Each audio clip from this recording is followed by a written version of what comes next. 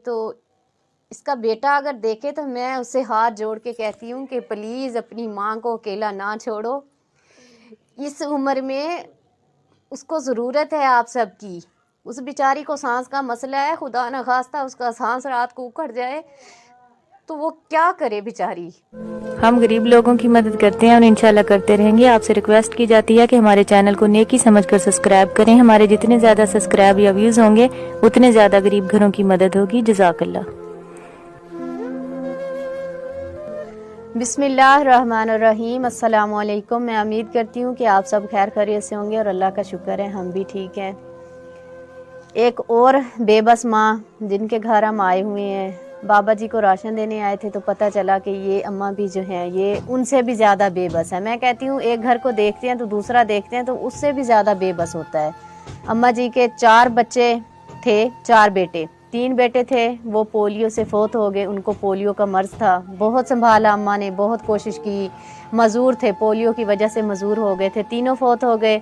एक इनका बेटा है जो है ना, वो क्या कहते हैं, अब मैं कह भी नहीं सकती, मैं कैसे बयान करूं कि एक बेटा है उसने अपनी माँ को इतना बेबस किया हुआ है कि वो बेचारी किराए के घर में रहती है। इनके जो मियाँ थे वो भी फौत हो गए हैं और ये इस उम्र में बेवा, किराए का घर लिया है। ये छोटा सा घर भी आपको दिखाएंगे, किराए का घर लिया है। और वो बता रही थी कि मेरे पास इतने पैसे भी नहीं है कि मैं किराया दे दूँ, और मेरे पास कहती खाने के लिए आटा तक नहीं है कि मैं अपनी रोटी पका सकूं, और मेरा कहती मांगने को दिल नहीं करता। और एक अम्मा ने बात कही कि एक वक्त था कि मैं लोगों को दिया करती थी, ऐसे लोग थे जिनको मैं देती थी। तो आज इन पे ये वक्त आया है कि ये कहती कि मुझे मांगते हुए भी अब शर्म आती है कि मैं कैसे मांगूं, लोगों को कैसे कहूं कि मुझे रोटी दें या मुझे सालन दें या मुझे किसी चीज़ की ज़रूरत है। तो जो बेटा है वो आप इन्हीं की ज़बानी सुने कि वो क्या कर रहा है और कैसे इनके साथ सलूक कर रहा है। वालेकुम। फिर मैं सिंध चली गई, उधर बाप भी मर गया, बहन भी फौत हो गई। फिर उधर से मेरी बेटी धोखे से मेरे को ले आई, दामाद मेरा आके फिर वो जगह वो बेच के जगह ले कब्जा करा, मेरे को बाहर निकाल दिया। अब मेरे को इतनी जरूरत नहीं भी मैं घर में बैठूं, कभी किसी के घर में ठोकरे खाती हूँ, कभी किसी के खाती। बेटे ने ये ससुराल के साथ किया भी, मैंने 7 लाख इसको अम्मा को दिया। मेरा केस भी हुआ है जज के पास, भले मतलब बात कर लेना। अब बोलता भी मेरी माँ ने अंगूठे लगाए हैं, मेरे से 7 लाख रुपया लिया है। मैं बोलती हूँ जज को, मैंने बोला भी मेरे अंगूठे लग जाए मैं प्लाट छोड़ दूंगी। अब मैं मर नहीं सकती।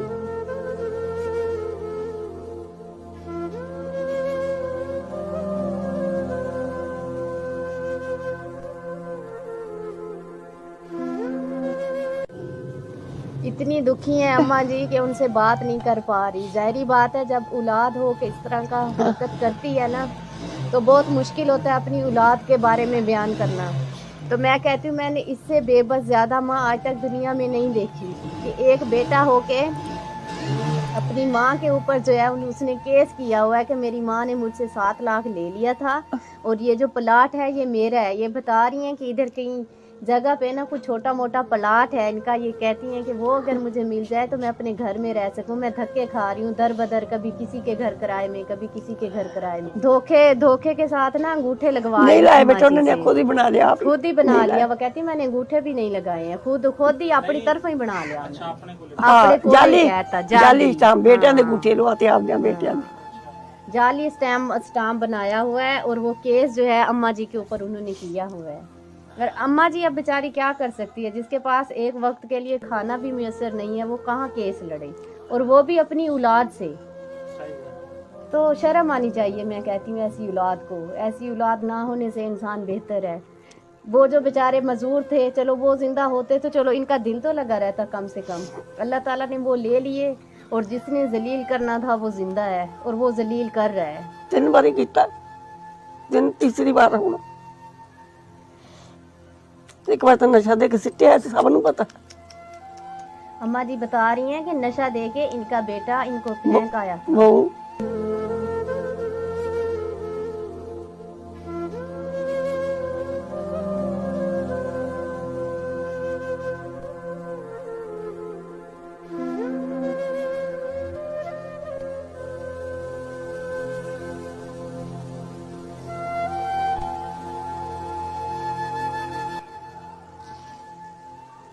समान कोई नहीं रहा, सारा बर्बाद हो गया। फिर मुझे ट्रक भर के आई सी, जिमें मैं तो लैके गई उमें लैके आई, कोई वो लै गई, दोतियां लै गई कट के। तो मेरी रिक्वेस्ट है आप सब बहन भाइयों देखने वालों से कि अगर कोई माँ जी की हेल्प करना चाहे, इनका हर महीने राशन का इंतज़ाम कर दे, इतना कर दे कि ये जो है जिस घर में रहें उस घर का किराया दे सकें, तो इनके लिए कुछ आसानी हो जाएगी। बकाया सारी सूरत हाल आपको बताई है जो बेटे ने किया। अगर खामद इनके ज़िंदा होते तो शायद आज इनको ये दिन ना देखना पड़ता, लेकिन अल्लाह पाक जो करता है बेहतर करता है। वो भी फौत हो गए, 3 बेटे मजदूर थे वो भी फौत हो गए। एक बेटा है उसने अब रज के जलील किया हुआ है। एक बेटी है वो भी अपने भाई के साथ और अपने खामद की बातों में आई हुई है कि प्लाट हमारा हो जाए, बिक जाए, अम्मा जी जो है वो बस साइड पे ही हो जाए। वो नहीं चाहती कि अपनी इस उम्र में, चलो बेटे को चाहिए था अपनी माँ को संभालता, ये इनकी उम्र है, इनके बाद वो सब कुछ उन्हीं का है। लेकिन समझ नहीं आती कि लोग इस तरह क्यों कर रहे हैं और अपने वालिदैन के साथ इस तरह का सलूक क्यों करते हैं। खैर वो कहते हैं जैसा करोगे वैसा भरोगे, आज इनके साथ कर रहे हैं उनके साथ भी ऐसे ही होगा। तो अम्मा जी को यही कहते हैं कि अम्मा जी सब्र करें, हम अम्मा जी के साथ हैं। मेरे बहन भाइयों, मैं चाहती हूँ कि अगर कोई अल्लाह का नेक बंदा, अल्लाह ताला ने जिसको तौफीक दी हुई है, जिसको अल्लाह ताला ने बहुत ज़्यादा रिज्क दिया हुआ है, अगर वो इस अम्मा जी के लिए 2 या 2.5 मरले का प्लाट अगर ले दे, इधर कच्ची आबादी में प्लाट सस्ते मिल जाते हैं, तो अगर कोई भाई इनकी ये मदद करना चाहे तो अल्लाह ताला उनको बहुत ज़्यादा अजर देगा, ताकि ये अपनी जो बकाया ज़िंदगी है वो सुकून से अपने घर में गुजार सकें। इस तरह के अल्फाज जो होते हैं मुझसे तो बोले भी नहीं जाते।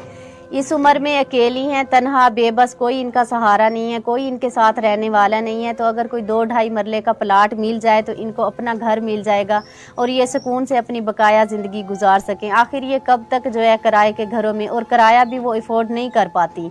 ज़ाहिर बात है जिसके पास खाने के लिए कुछ नहीं है वो किराया कहाँ से देंगी। अभी वो बता रही थी कि इस घर का किराया देना है, लेकिन मेरे पास बेटा नहीं है कि मैं किराया दे सकूं।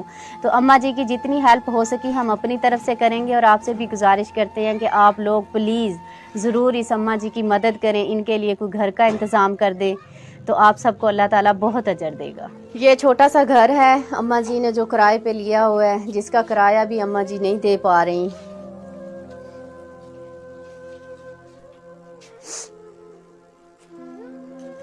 ये किचन है, कमरे में ही बर्तन रखे हुए हैं अम्मा जी ने। एक वक्त था अम्मा जी का, बहुत अच्छा वक्त था, जवानी थी, घर वाला जिंदा था। तो ये बता रही हैं कि मैं अल्लाह के नाम पे दिया करती थी, तो आज ये वक्त आ गया कि मुझे अल्लाह के नाम पे मांगे भी जो है वो अपनी औलाद ही नहीं दे रही दूसरे। तो अम्मा जी बता रही थी कि उनको ना सांस का मसला है, सांस उनका उखड़ जाता है। तो ये मशीन रखी हुई है अम्मा जी ने, ये आप देख सकते हैं, ये सांस वाली मशीन है। जब सांस उखड़ता है तो इससे वो जो है ना ऑक्सीजन लेती हैं, सांस लेती हैं इससे ना। तो ये बीमार भी रहती हैं, सांस का मसला है। तो मैं हैरान हूँ, मैं कहती हूँ कि ये अम्मा जी देखें सांस का भी मसला है और सोती भी रात को अकेली हैं। खुदा ना खास्ता, अल्लाह ना करे कभी इनका ज़्यादा सांस का मसला हो, और ये क्या बनेगा इस अम्मा जी का। किस तरह ये अपनी रात गुजारती होंगी, किस तरह ये सोचती होंगी। तो इसका बेटा अगर देखे तो मैं उससे हाथ जोड़ के कहती हूँ कि प्लीज़ अपनी माँ को अकेला ना छोड़ो। इस उम्र में उसको ज़रूरत है आप सबकी। उस बेचारी को सांस का मसला है, खुदा न खास्ता उसका सांस रात को उखड़ जाए तो वो क्या करे बेचारी, वो किसको बुलाए, वो किधर जाए। बहरहाल बहुत मुश्किल है, बहुत मुश्किल है। आप सबसे अपील करती हूँ कि प्लीज़ इस अम्मा जी को ज़रूर इसकी मदद करें, इसकी सपोर्ट करें, इतना कर दें कि ये अपने घर में सुकून से रह सके। और इंशाल्लाह राशन हम ज़रूर अपनी अम्मा जी को लेके दे के जाएंगे।